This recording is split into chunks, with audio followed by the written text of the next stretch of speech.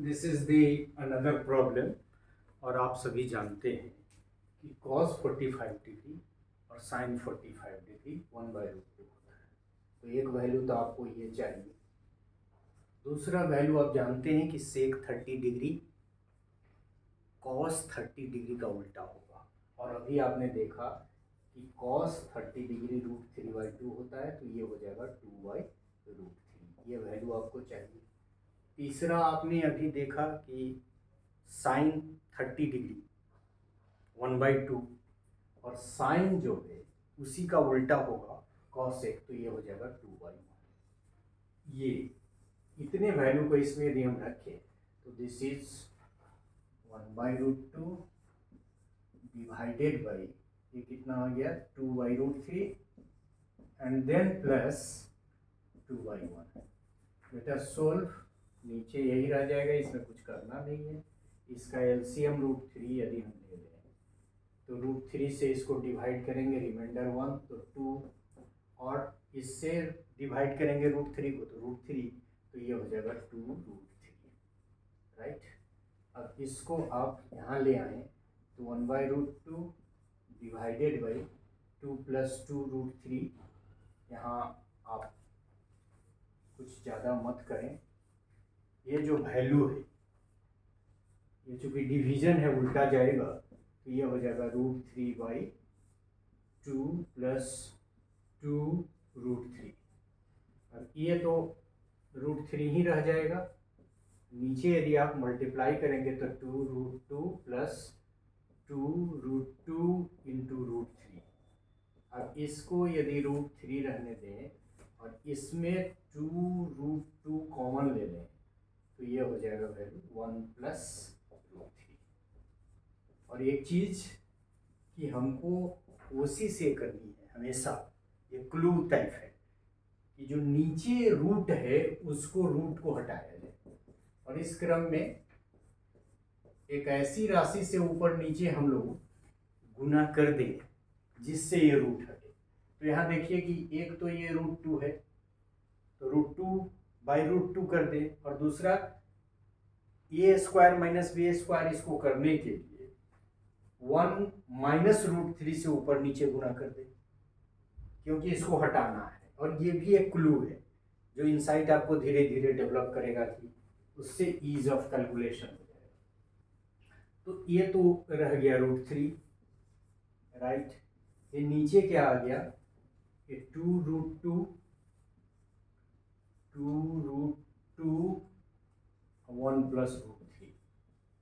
पहले हम √2 से ऊपर नीचे कर दें और फिर किससे कर दें, 1 प्लस है तो यहाँ 1 माइनस करेंगे, 1 - √3 और फिर 1 - √3। ठीक है।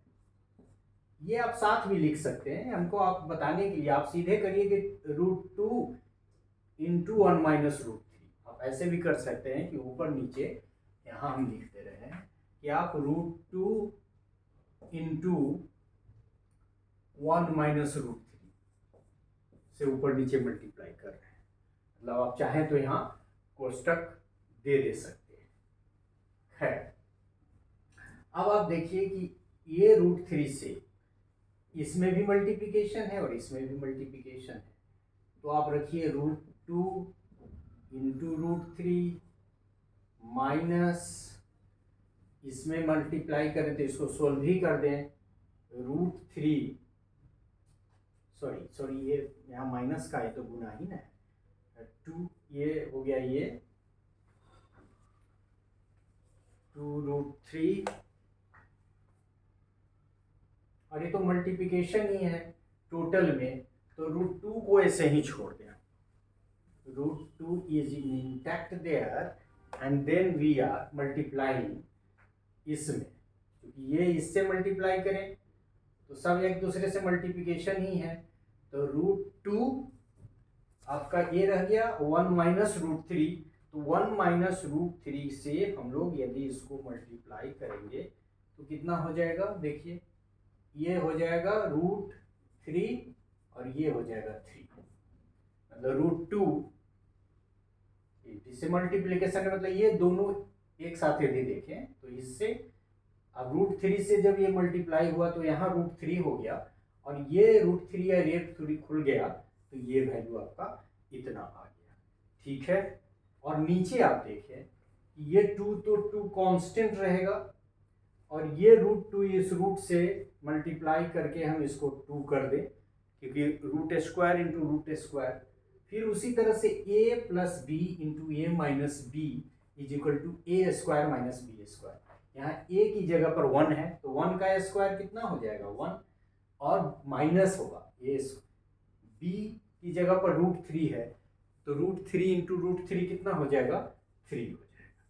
ये स्टेप सबसे इंपॉर्टेंट है क्योंकि यहाँ आप गलती यदि करेंगे या इसको इससे गुना और इससे, चूंकि यहाँ बीच में कोई चिन्ह नहीं है इसलिए ये सब साथ ही साथ गुना है। और ये तो हमने कहा भी कि आप ऐसे घेर भी सकते हैं। तो ये हो गया √2 को कांस्टेंट छोड़ दिया, √3 से इस दोनों को मल्टीप्लाई कर दिए क्योंकि यहाँ माइनस है तो √3 ये हो गया, मतलब √3 को हटा दिया। अब इसको सोल्व करेंगे तो फिर इसको भी हम लोग हटा सकते हैं। √3 यदि कॉमन ले लें, मान लीजिए कि इसको एक स्टेप और लिखते हैं, यहाँ रहने दीजिए, इसको लिखा √2 इंटू √3 माइनस √3 इंटू √3। कारण क्या है कि फिर इसको भी कॉमन ले लेंगे और ये तो 4 हो गया, 1 माइनस 3 ये 2 हो गया, ये नीचे आ गया। अब इसको फिर यहाँ से लाएंगे। अब देखिए कि ये √3 को फिर बाहर कर लेते हैं, √2 इंटू √3 ये आपका कितना आ गया √3, ये दोनों में है तो 1 माइनस √3 डिवाइडेड बाई, ठीक है, 3√2। या तो आप मल्टीप्लाई कर दीजिए 6c कर दीजिए तो 3√2 हो जाएगा।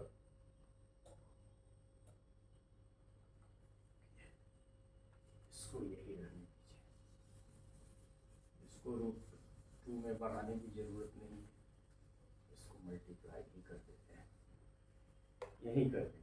ठीक है, एक स्टेप और बढ़ाने की जरूरत नहीं है। सो आप यहाँ इसको कर दें तो ये √2 और ये √3 तो हो जाएगा √6, ये माइनस में आ जाएगा तो 3√2। ये आंसर आपका इसी रूप में दिया हुआ है और ये हो गया 4, ये तो 2, ये -2, मतलब आपका आ क्या गया कि √6 minus 3√2 divided by -8।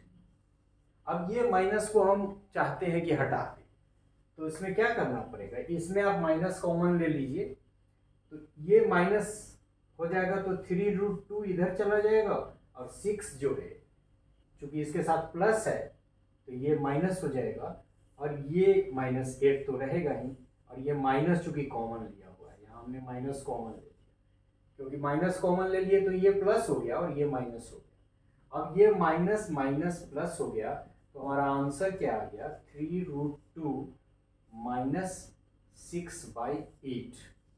So the answer is 3√2 yes minus yes √6 है, sorry √6 divided by 8। so the final answer is 3√2 minus √6 divided by 8। चूंकि ये आपकी आंसर की में दिए हुए है इसलिए यहाँ तक लाने की जरूरत है, अदरवाइज जो ये मैं दूसरे तरह से कर रहा था वो सब भी करके आप रिजल्ट थोड़ा ला सकते हैं। तो एग्जैक्ट रिजल्ट जो आपकी किताब में दिए हुए हैं इस तरह के प्रॉब्लम में आने में कठिनाई हो सकती है, तो आप गलत सही नहीं करें, जो आपका आवे वही रखें, उसको रहें, ऐसा नहीं कि अनावश्यक उत्तर मिलाने के क्रम में गलती कर दें।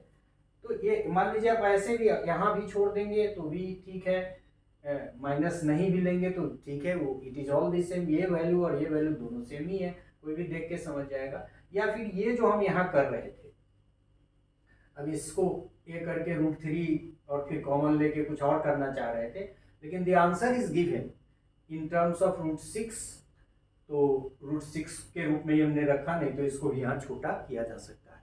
तो इस तरह के प्रॉब्लम में गलत सही कुछ नहीं है, एक स्टेप इधर या एक स्टेप उधर हो सकता है और इसमें कन्फ्यूजन भी होता है। यहाँ यदि ये नहीं रहता तो संभव है कि हम सोल्व करते तो कुछ आंसर डिफरेंट आता, तो फिर हमको √3 माइनस √6 डिवाइडेड बाई 8, यदि की में आंसर हम नहीं देखते तो हम अब कुछ दूसरा ही आंसर इसको छोड़ देते।